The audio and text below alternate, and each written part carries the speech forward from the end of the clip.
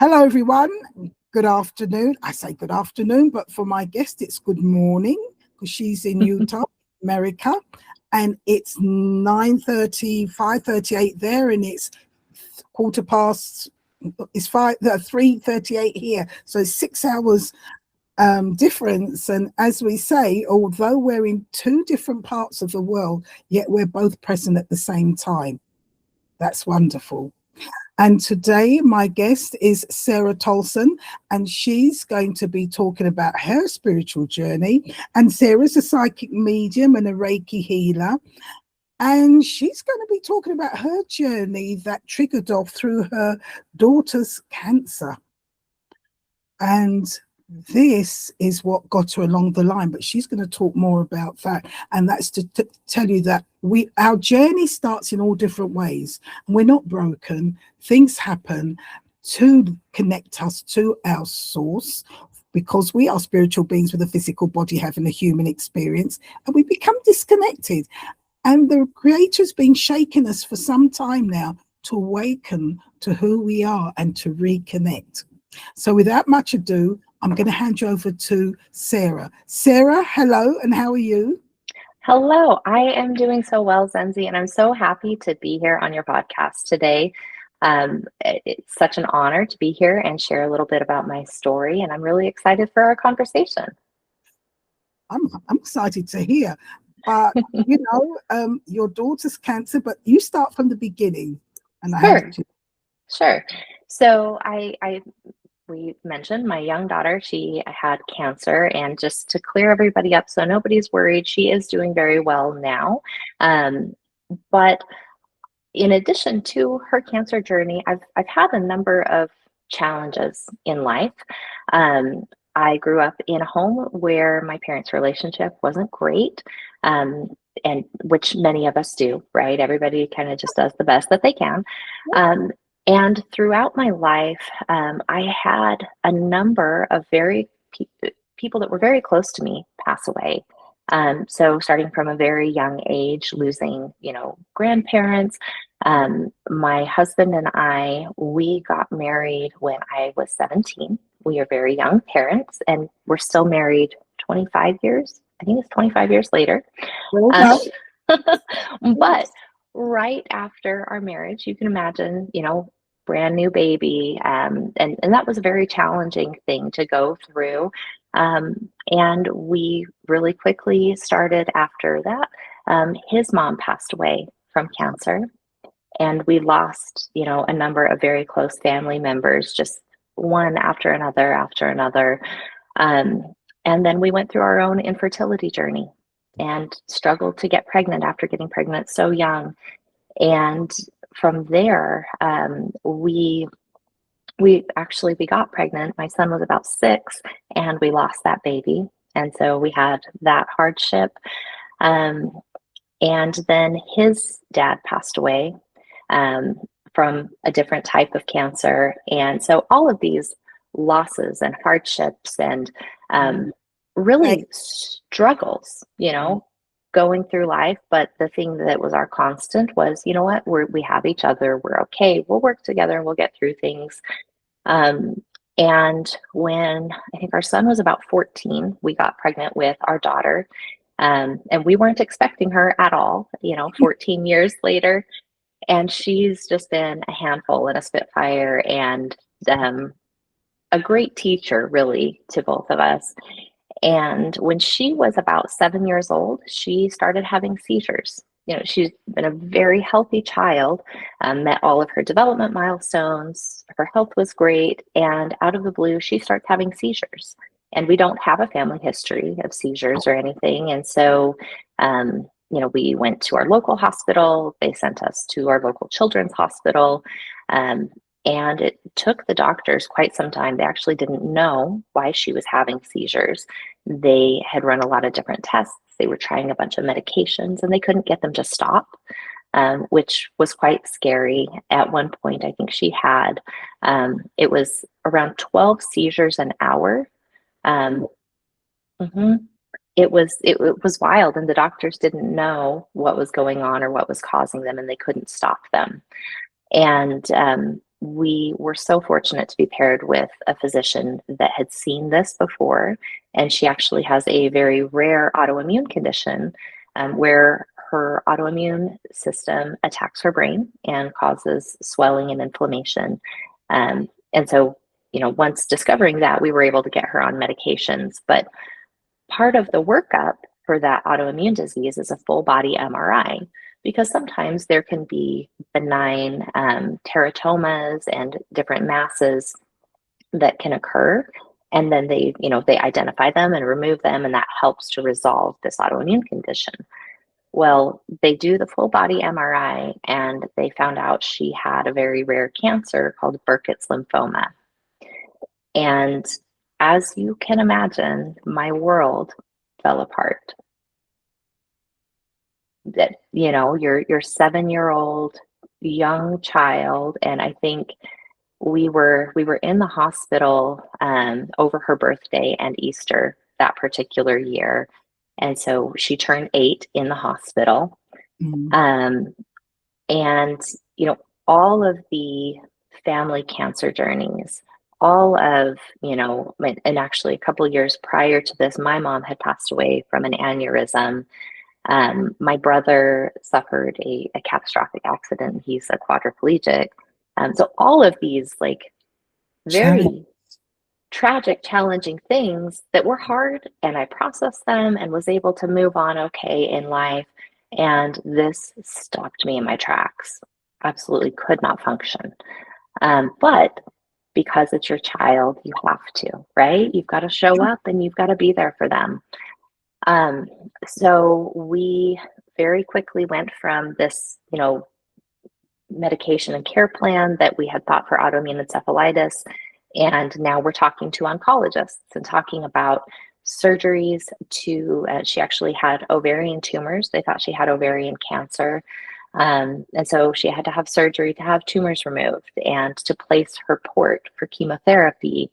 And just this whirlwind of learning about this new condition and the medications and things that she was going to need to resolve her cancer.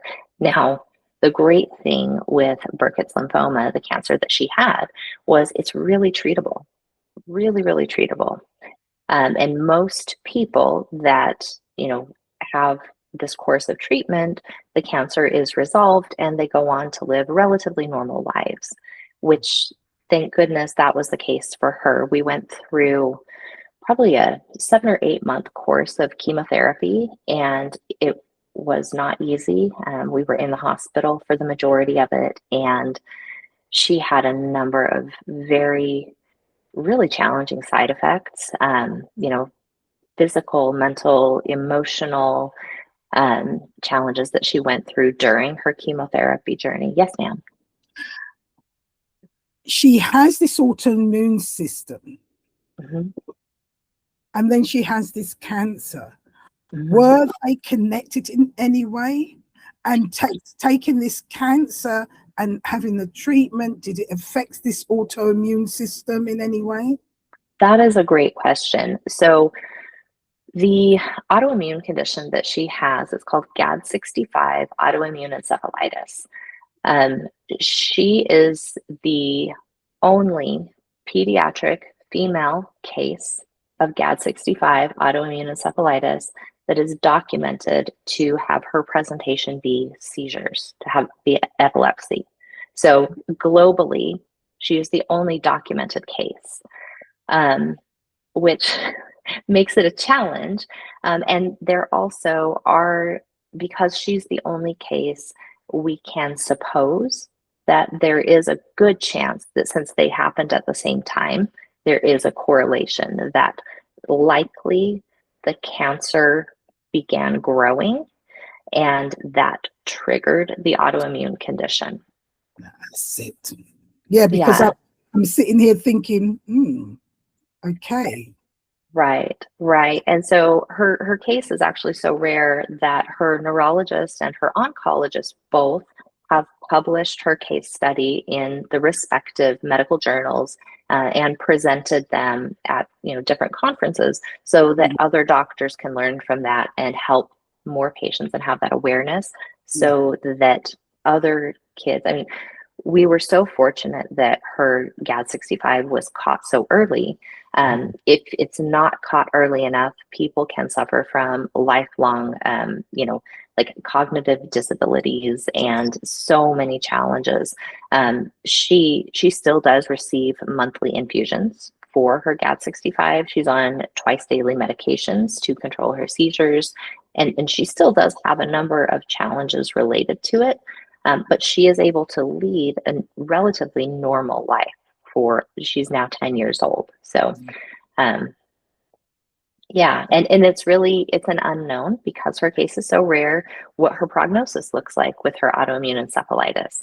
The typical course of treatment is 2 years of infusions, and then people are able to stop or taper them down. We tried tapering hers down, and it didn't go well. Her neurologist has said that we're just going to keep doing what we're doing because she's doing well. So, yeah, it definitely was. I mean, I'm sure you can imagine. You mentioned to me that you have children, and you It's want to hard. take it from them, right? You want it to be you instead of them. Yeah, it's hard. So how did this now trigger you off into your spiritual journey Yes. of this pain? Yes, so that's a great question. So I mentioned, leading up to this, a lot of different challenges, but also leading up to her diagnosis and that journey for us, I was very left-brained, very analytical. I like to joke that I worship the spreadsheet gods, like I like numbers and order, right? And I need to be able to see it and touch it and quantify it, which is exactly opposite from a spiritual journey. And so when my daughter, it was the day before she had the surgery to have one of her ovaries removed, which you can imagine as a mom having, that type of a surgery for your child is just terrifying. A very good friend of mine who a couple years prior had gone down her own spiritual awakening path, she was a Reiki practitioner. And Okay. she offered, she's like, if you feel comfortable and like it would help, I would love to give your daughter a Reiki session because I think it could help to reduce her stress and her anxiety, and just help her to feel better about this coming procedure that she was going to have. And so my daughter absolutely loves this friend, thinks the world of her. And so I'm like, okay, great. Let's, she's comfortable with it. Let's go ahead and do this. And during this Reiki session, my friend, without me sharing the information beforehand, she was able to tell me where in my daughter's body the cancer was. I had never told her. She was able to tell me things about my mother who had passed away. She's like, your mom is here. And I'm like, oh, but I trust this friend, right? I've known her for a long time. I trust her. I know she's not crazy. Uh, and she's sharing all of these things with me. And I'm like, huh, that's really interesting. And I didn't quite understand how she knew all of the things that she knew, but she did. And my daughter afterwards, she was so relaxed. Her anxiety levels had just really ratcheted down. And the next day, we went to the hospital to be admitted for a couple of weeks so she could receive surgeries and treatments and things. And going to the hospital was so much easier because previous admissions, my daughter had been scared and terrified and didn't want to go, which is understandable. But this one, something had shifted in her. And so that keyed me in that, okay, there is something with Reiki that is real. And I've seen the changes that it can make, and I don't quite understand them, but I trust this. And my daughter, throughout chemo, she had a couple additional sessions with my friend. And every single time, my friend would share things with me that she couldn't have known. But my daughter, the impact that it had on her and just her well-being as a whole was measurable. I mean, you could tell a difference in her. And so that clued me in that there was something with this. But it wasn't until after my daughter finished chemotherapy that I felt I was able to let my guard down enough, um, and attempt to step out of fight or flight and that sympathetic nervous system response to try and work towards healing myself. And so it was 2 or 3 months after my daughter finished chemo, I called my friend and said, "Hey, I think I'm ready for my own Reiki session." And so I go to her shop and she gives me this session, and it was a beautiful experience. And I had, all of these visions of things from my childhood. Different phrases came up. I heard different things. And the whole time I'm going through, I'm thinking these are memories, right? These are memories that I'm having and seeing. And that would have been great. And it was such a relaxing experience. But after the session, my friend shared with me every single memory that I had had come up during the session. She knew and had seen everything that I had seen during my session, and it blew my mind. So after that, I just thought, like, there is something here. This is such a special thing, because the difference that I felt in myself and my nervous system was quantifiable. I mean, I went from being in this constant, high alert state where I'm worried, is my daughter going to have a seizure? Do we need to go back to the hospital? What's going to happen? To being able to breathe. And I felt my shoulders relax, right? And my jaw wasn't clenched. I didn't have a migraine from tension. And all of these different things are happening in my body. And so from that moment, I thought, okay, I know that there's something very special about this. And so I pursued Reiki, a Reiki certification for myself, so that I could give it to my daughter at home, right? That was my initial thinking, was I want to be able to do this for her. But the funny thing, and this still cracks me up, so I go to the class, I get my certification, and it's this beautiful experience. And I absolutely love my Reiki teacher. But I come home and I'm like, "Ella, I got a Reiki session, or a Reiki certification, so I can give you Reiki now." And she's like, "Oh, Mom, I don't want your Reiki. I just want your friend's Reiki." Now, So I I'm like, understand that cracks you up. You've done this to help because you believe in it. And now she's saying, "No, thank you. I yeah, want her." yep. Oh my gosh. Oh, Yeah. did you So feel? I was just, I mean, it really didn't surprise me, because that's just how she is. She is her own person, and she is so sure in what it is she wants and needs, that I was like, well, I guess that, that makes sense for you. So I have this whole Reiki certification, right? And she's like, "Nope, sorry, not doing it." So I kind of just sat on it after that. And I'm like, well, I did Reiki for myself.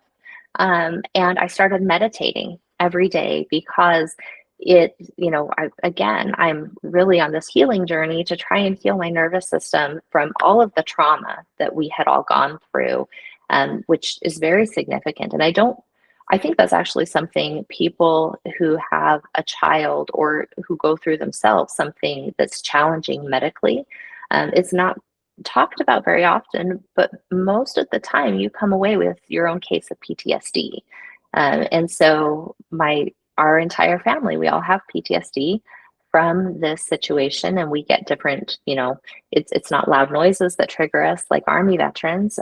It's different smells, or different sights or sounds that bring you back to those traumatic things. And so after my Reiki certification, I really focused on, bringing myself inward and trying to heal as much of those things as I could, and understanding and knowing that this is probably going to be a lifelong journey for me to work with the PTSD that I now carry, and to heal the different wounds that I have.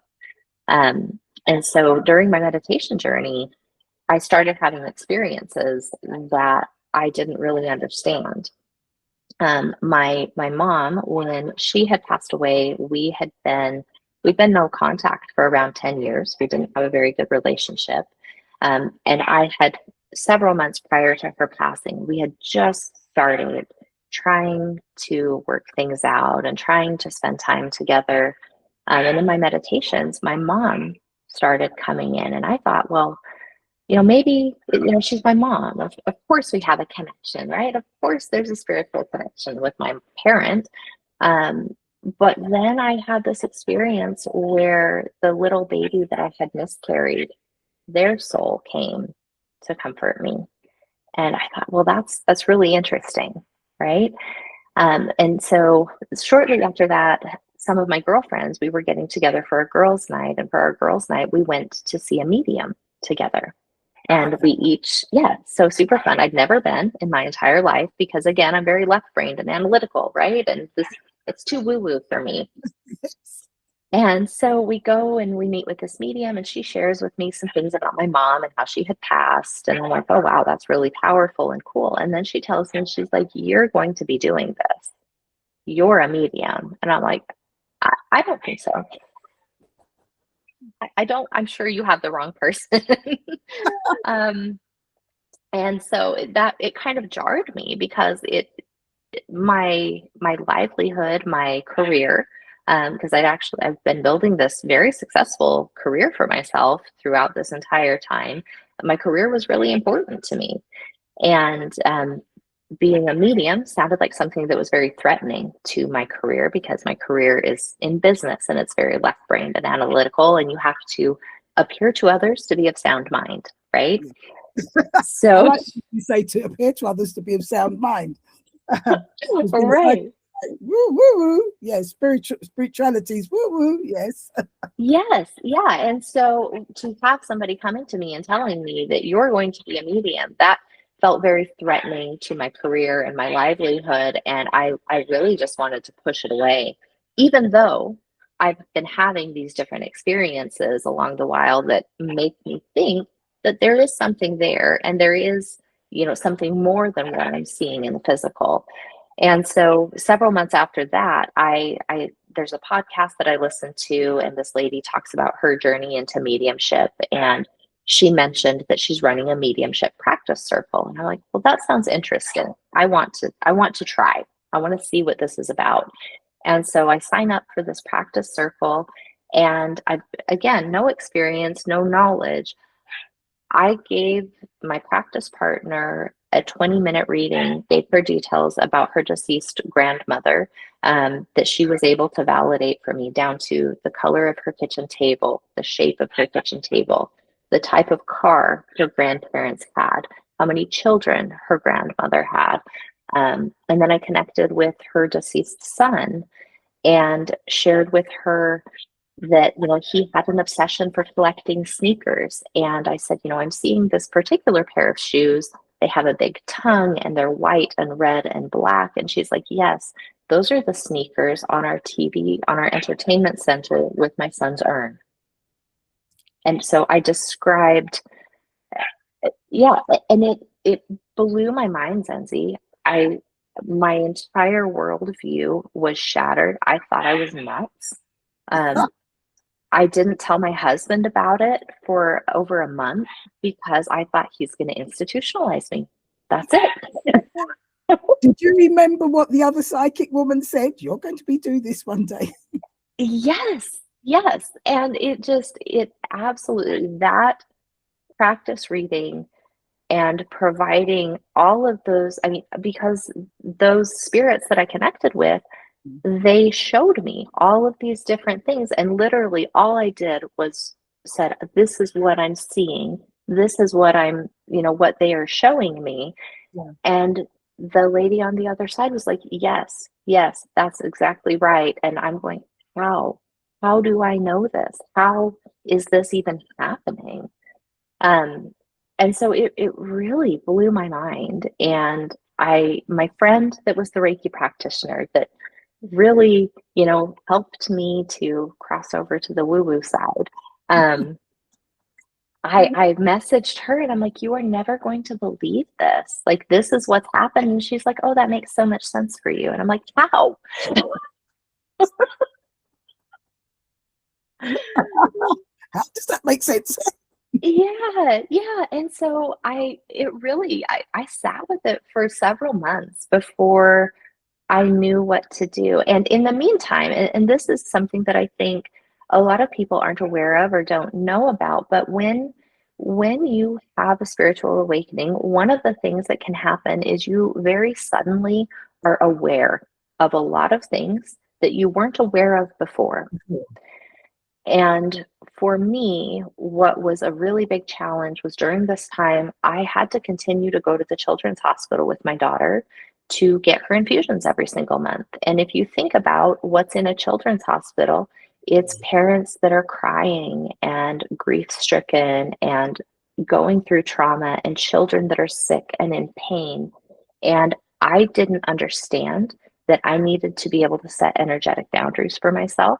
Yes. And so when I would go to the hospital every single time, I would get migraines, I would get nauseous, and yes, picking up everything. You're picking up everybody else's energy and their sadness and their tension. And because you're new and you don't realize you have to stop that. Yes, exactly, exactly. And it took me several months of every time. And when we would leave, like as soon as we drove away, I'd be fine. I was completely fine. The symptoms were all gone.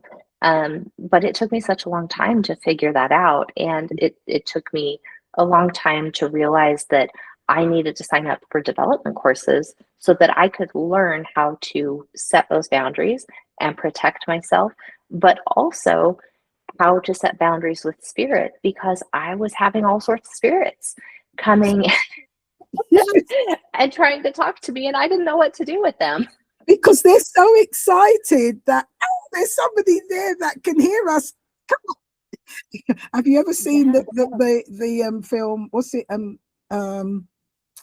With Demi Moore, Ghost. Ghost. That's it. You know, Yes.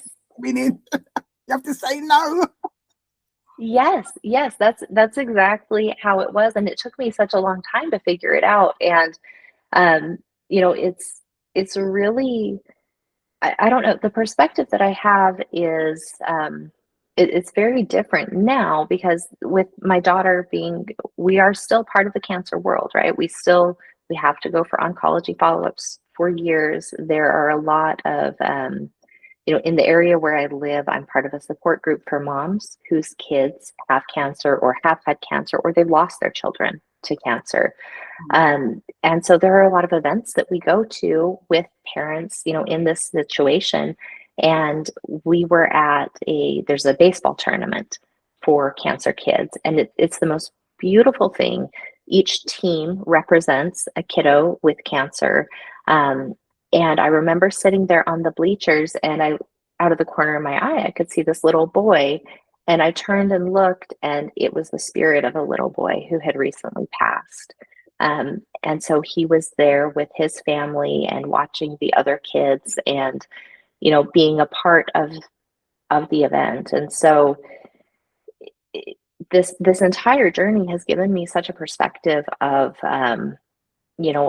how we can hold grief and sadness, but also joy at the same time, and how it expands your heart and your perspective to be able to hold both of those realities at the same time. Because, while we were in the hospital going through chemo and things, if we wouldn't have found things to laugh about or things to be grateful for, which there were so many beautiful things that we were blessed to witness and see while we were in the hospital. I don't know how we would have made it through, you know? And I think one of the things that I share that is just my favorite from going through that time in the hospital was it restored my faith in humanity, because there were so many people that showed up that didn't know us, had no idea who we were. They brought in dinners, or they donated something to the hospital that we were able to benefit from. Just so many different blessings that we were able to have, and so much good that's there in the world that we don't see or hear about in the news. This is such a heartwarming, touching when you say people showed up, brought in food for you, or they donated, because they got to know what you're going through and the stress. Their hearts their hearts just opened up and you realized in your spiritual side, yes, you started to see things and you started to hear things. What, what was it that, I won't say triggered, because it obviously you had to go through this. What triggered off the first time when you started to see or hear things? That is a great question. So it was the morning after the Reiki session that I had with my friend, right? And so I'd had this session with her, and I mentioned to you, as you know, I'm having this Reiki session from her, I'm seeing things and picking things up, and she was picking things up as well. And, you know, after the session, we kind of shared with each other what we had both seen. And one of the things that she mentioned was she asked me, she says, "Are you lonely?" And I'm like, "Well, no, I'm not lonely." And she's like, "Well, I see you by yourself. Like, you're not with other people very often." I'm like, "Well, that's true. You know, I don't go out a lot, and I never really have, but I'm not lonely." And so I was contemplating that while I'm in the shower the next morning, and I'm sitting there washing my hair and, you know, rinsing the soap out, and I'm thinking, well, I'm separate from other people, but I'm not alone. You know, I don't feel lonely. Um, and out of nowhere, like completely out of the blue, I have this vision in my head, and I'm seeing myself, and my body is starting to rise up and just like over the world, right? And over the city. My arms are outstretched, my palms are out, and there's this light coming from the top of my head and out the bottom of my feet and out the palms of my hands, which kind of weirded me out because I'm like, what the hell is this? And, and as I see myself lifting up and my arms are out, the light coming out of my palms, it's connecting to light of other people, and I see there are other people in, you know, their body is in the same position and rising up above everything. And I hear this voice in my head, and it's not my voice, and I've never heard voices before in my head, but this voice says, "There are others, you must find them." And I like, just about lost my mind. I after I showered, I texted my friend, I'm like, "What did you do to me? This is what just happened. What did you do to me?" Because I mean, it was such a crystal clear vision, and the voice was so loud, and it wasn't mine. It was an androgynous voice that I heard in my head, and so clear. And so I text my friend, I'm like, "What did you do? This is what just happened to me. This is what I saw. This is what I heard." And then she says, "Oh, that's wonderful. That's great. That white light, that means you're a healer." And I'm like, "What do you mean? I'm losing my mind. How is this wonderful?" I'm starting to see things I never saw before. Yeah, I'm hearing things, I'm seeing things. Like, what happened? And I my brain could not process it Yes. because it Very is so literal. different from my reality, right? Yeah. Because this is the creative side now, stepping up. Yes. Yes. Yeah. And so that really for me was the moment. I mean, that voice saying, "There are others, you must find them." And I start, you know, who are they? Where are they? Why do I need to find them? All of these questions start coming. And I had this innate trust that eventually, like, things would make sense, because that's one of the other lessons that I've learned in my life. You know, my husband and I, we have gone through so many, you know, starting our lives so young together at 17, at the financial hardships that we have struggled through. And we've worked so hard to build a beautiful, successful lives for ourselves. But the one thing that's always been true is, you know, as long as we work hard and do the right things for the right reasons, things work out. We don't understand how. And, you know, I remember one time we were young and rent was due in a week, and I didn't know where the money was going to come from. And, you know, we're both working 60 hours a week trying to make ends meet. Um, and I had no idea how we were going to get money for rent. And we got a check in the mail that was like 3 times the amount of our rent out of nowhere. You know, it was from some very distant relative that had passed away and had left money, and we had no idea. And just, you know, just in the nick of time. And so, from experiences that I've had in my life like that, where things just work out and you don't need to know why, but you have to trust that things are going to work out. And so, from that, I knew when I heard that eventually, you know, things would make sense. I might not understand it today. I might not understand the reasoning for it today, but eventually it's going to make sense. Yeah. And so what I believe is throughout my development, you know, I've worked with many mentors, and, you know, worked in a lot of different groups. And as I've gone along, I've made friends that are, you know, also mediums or Reiki practitioners or different types of energy workers. And I think those are the people that I have been meant to find along the way. You know, they are people that have enriched my life in one way or another, or helped me to understand different things. But that moment in the shower where I quite literally thought I was losing it, because, you know, and looking at it from this perspective, I'd gone through a lot of trauma. You know, Yes. crazy stuff happens when you go through trauma. And so it took me some time to really trust and believe that was, you know, not a psychic breakdown or a mental breakdown of sorts, but it was really a profound message from somewhere else. Have you found along your journey of this spiritual awakening that you see signs where you realize that, yes, I'm on the right path? You see signs maybe from past relatives of encouragement, or signs from the creator that go this way or that way? How is your spirituality being strengthened to help you along that path? Oh, I love that. Um, so many signs. And when I started um, down this journey of, you know, becoming a Reiki practitioner and meditating and, developing my mediumship, that one of the things I learned about is you can ask for signs, right? And I hadn't known that. I hadn't known that that was a thing. Um, but one of the signs that I get really frequently is birds.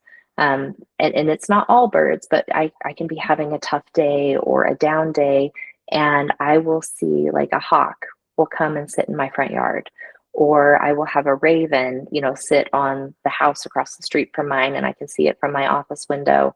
But I remember one time in particular, we were driving to the hospital for an oncology follow-up for my daughter. And I mean, we go to the hospital a lot. But this particular time, I was really nervous. Every time we have oncology follow-ups, they do testing to see, has the cancer returned? Are there additional problems? And for this particular visit, my daughter had started having some weird symptoms. And so I was really nervous, and I thought for sure they were going to tell us that something was wrong. And we're driving to the hospital. It's about an hour drive to get there. And you can imagine the whole time that we're driving, it's just a panic attack the whole time, because, you know, you're anticipating something challenging and terrible happening. And so we're driving down, and I asked Source, I said, you know, if I need a sign, if everything is going to be okay, I need to see an eagle.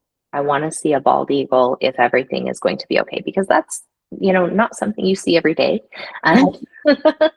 And we are driving down the freeway, we're driving down, and we're going over this overpass. And next to the overpass, on outside of the car, there's a juvenile bald eagle flying alongside the car with us. And so I see that, and I'm like, okay, I can take a deep breath. Everything is going to be okay. I know everything is going to be okay. And it was. There was nothing wrong. There were no challenges, no issues. I mean, her labs were great. But there are so many, I mean, that's a very like very obvious sign, right? That's, I asked for this and I got that. Yeah. But I think you can also get things that are a lot more subtle. It can show up in ways like, maybe you need time to recuperate, right? And so maybe you need so part of what I do, I do have my muggle career where I have a day job and I help to run a company, but I have my own business where I do readings and Reiki healings and things like that. But last fall, I had been meditating and asking my spirit guides, I'm like, what do I need to focus on in my business the last quarter of 2025? What needs to be my focus? And the word I got was rest. I'm like, well, I don't like that. And that doesn't sound like fun. I want to do things. I want to, I want to grow my business and, do all these things. And all I got was rest. I'm like, well, that's boring. I don't want to do that. And I got really sick and I went to the doctor and I got some testing and my iron levels were critically low. And literally all I could do was rest. That was it. And so here's my spirit team telling me, you need to stop. You need to take a break because your body is going to need you to take a break. And so there are things like that where I don't know, it's so synchronistic. You will find that when spirits are trying to talk to you and you're not listening, they force you to listen. They do. Sometimes, and I've got that several times, when you think you could do this and maybe it's that, and I should just wait then, I'll do it later, and things will happen that make you do it now. Yes. Stop now. Mm-hmm. You need it. And, yes. It happens. And that shows you how much they love and care. And it's love and care. You've asked for it, you're acknowledging them, and then they give you that love and care. And they want you to listen because you have work to do. And you need to be strong for that work. And with all that you're doing for your daughter, especially when you did the Reiki and then she decides, I don't want your Reiki. Oh. Master, now you're going into doing your mediumship, and and you're acknowledging and you're opening out, and it's energy you're using. And although it's part of you, it is a lot of energy. How do you find juggling your day job and your evening, the things that really are close to your heart? Yeah, that is a great question. Do you find your day job is really something you want to do? So my day job, I have been with this company since 2008. And I started as, just a little worker bee, as an assistant, as a helper, and I've flourished through this job. And it's really interesting that, I started just as a helper and then I kind of moved up and it's like, okay, they gave me a little bit of responsibility. And then from there, they made me a trainer and I was our company trainer for a really long time, developed our entire training program from scratch. And from there, I learned auditing and all of these different functions within the company. And we are a smaller company. And several years ago, I think probably 8 years ago, we had a change in ownership. One of the parents that had founded the business, their daughter bought the company and they retired. And so she and I have run it together for quite some time. And I think what I love about this company is, we provide a good service to our clients and we help them to help their clients. But also, there are so many women, we're a women owned and run business. And so many women their livelihoods are tied to this business. But what I love about it is all of the different skills that I have gained from my time in this particular company. And I write a column for an industry publication that, you know, I've written this column for probably 5 or 6 years. So I'm a published author, I'm a trainer, I speak at national conferences for my company. And so all of these really cool, fun experiences that have helped me to be able to have the skills and knowledge to start my own business doing this thing that I absolutely love. And so I love both of them so very much. And for now, I think prior to my daughter's cancer journey, I would happily work 60 hours a week because I loved my job so much and I enjoyed what I did so very much. And now, you know, post cancer journey, I'm dialing that back to, you know, a mere 40 hours, which is a standard US work week. And then, you know, the remaining time I'm devoting to my business. And so I was kind of accustomed to working that much. And the thing for me You like is to be kept busy. I do. I really, really enjoy it. And if I'm not doing that, I'm going to be doing something else. And so it's really where is it that I'm going to be devoting my time? But both of these things just excite me, and I feel excited every day that I get to wake up and do things that I love. And so fortunate and so lucky that I'm able to, you know, in the evenings and weekends have this business that I absolutely love and adore. And I'm able to connect with people when they're going through hard times like I've been through, you know, and to hold space and to hold their hand through those things and be a shoulder for them to cry on. But also my day job, you know, I love, and it's the most boring, nerdy, left-brained day job in the entire world. And so Love it. I do, yeah. And so it's really the best Gives of you both balance. worlds. It Yeah, gives you balance. It gives you it this part, it gives you that part, and then here's with your child, you're going through so much. But what I'm hearing, this is what you were built for. This is who you are. Some other person can't do it because that's not what they're supposed to do. That's not what they came to do. That's not what they're built for. But this is what you are built for. This is what you've come to do. And you're still a very young person, and you've still got a lot more life to do. So, you know, you've got that energy you can juggle, and probably as time goes on, then you'll settle in, you'll one down one, but you'll be doing the other. So that's fine. So it's kept you going. So Sarah, if somebody wanted help from you, because you have this business going, how can people reach you? How can people connect with you? And because you're not doing it full time, but obviously you want to you're helping people, you're encouraging people. You've gone so much through with your daughter, so you understand what pain. You've gone through so much in your own life with relatives dying, you know, and all this death, and your brother and all. It's pain and it's challenging, and you've got it, and then you're helping. So I can understand how much your heart is so open to give with you. How can people connect with you if they need to get hold of you, if they need help from you? Yeah, no, thank you for that. And you're absolutely right. My experiences have kind of allowed me to be able to sit with big grief, big hard things.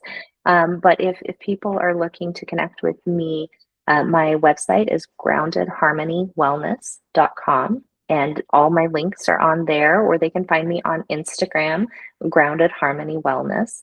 And I've just this month, I've launched a book club for where we read spiritual and metaphysical books. It's the Grounded Harmony Wisdom Circle. And this month, our first book, we're reading a book called Spiritual Herbalism, which for here in the US, it's springtime. And so it's such a perfect time if, you know, to learn about herbs, maybe things people want to plant in their gardens, and how those can help on our healing journeys and how they can support us. So lots of different ways. Yeah, the book club, and I do readings and then Reiki sessions, and all of those are virtual. So I can work with anybody all over the world. And they can get you at groundingharmonywellness.com. Grounded Harmony Wellness. .com. Mhm. Through that they can, and it's lovely because especially when you say we're coming into springtime now, people can start planting herbs, and we're coming, the world is changing where we're going backwards in order to Yes. go forwards. And I even know with my own self, my own body likes natural stuff, natural things, as opposed to chemicals. And when I take pills and potions, I don't really feel any different. And my own body tells me, you need to do this, you need to do that. And I know. And there's so much now on the internet, there's so much there. People are now coming with different herbs and different plants and different vegetables and different fruits, how we can use them to help heal our body. And now is the time. So I'm glad to hear that you're doing it with the herbs to encourage, because we need to understand that, to encourage them. So before I say goodbye, can you leave us with a golden nugget or two of advice to your listeners who are going through similar things, going through their own spiritual journey, what they can do, and realize that it's okay, you've got to connect. It's just for you to wake up. It's okay. What advice can you leave us with? Yeah, no, I absolutely love that. So, the first thing that I would say is, if you're going through something hard and challenging, the biggest thing is to let yourself feel what you're feeling.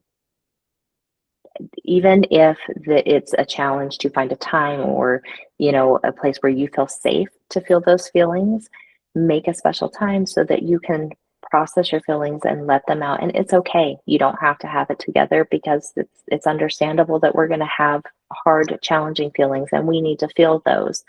And so that would be number one, processing our feelings and letting our emotions out when they are coming up, if at all possible. But I think the other thing that is so helpful would be to find a way that works for you to meditate. Meditation is such a huge help, and it can look like a lot of different things. It can be a guided meditation. It can be walking meditation. You can, sit in silence if that works for you. But spending some time in some type of a meditation is such a beautiful way to help to calm your nervous system, but also open yourself up so that you can receive guidance and love and support from spirit, because it is there if you're looking for it. Thank you very much for that. Yes, we need to ask. We need to ask, and as you said in your talk, you want to see a sign that this is going to be, and we just need to ask. Sometimes it's very simple things that we don't realize what we can do, and we get. And when you're asking, always connect to the creator of light, of the creator of all of creation, because there's a lot of other things out there. We don't want to connect into the right way or into the wrong way. But when you're doing your meditation, when you're doing any walking, when you're doing any spiritual work, always call on the creator of all creation, of all there is and ever shall be, of unconditional love. And that way you're being directed, you're directly sending your energy to the right source. Yes, absolutely. So Sarah, thank you so much for sharing your journey with us today, all the way from Utah. And what's the weather like over there at the moment? It's beautiful today. I think, let's see, our high today is going to be, I think we're going to be 42. So it's a little chilly. 42 Fahrenheit. But yeah, it's very sunny and beautiful. I'm here in London and it is sunny, a little chilly, but the temperature's rising. But as I said, we're at different ends of the world, and yet we're here at one. So everybody, I hope you've enjoyed it. Thank you very much for joining us today. And once again, Sarah, thank you so much. Everybody. Thank you.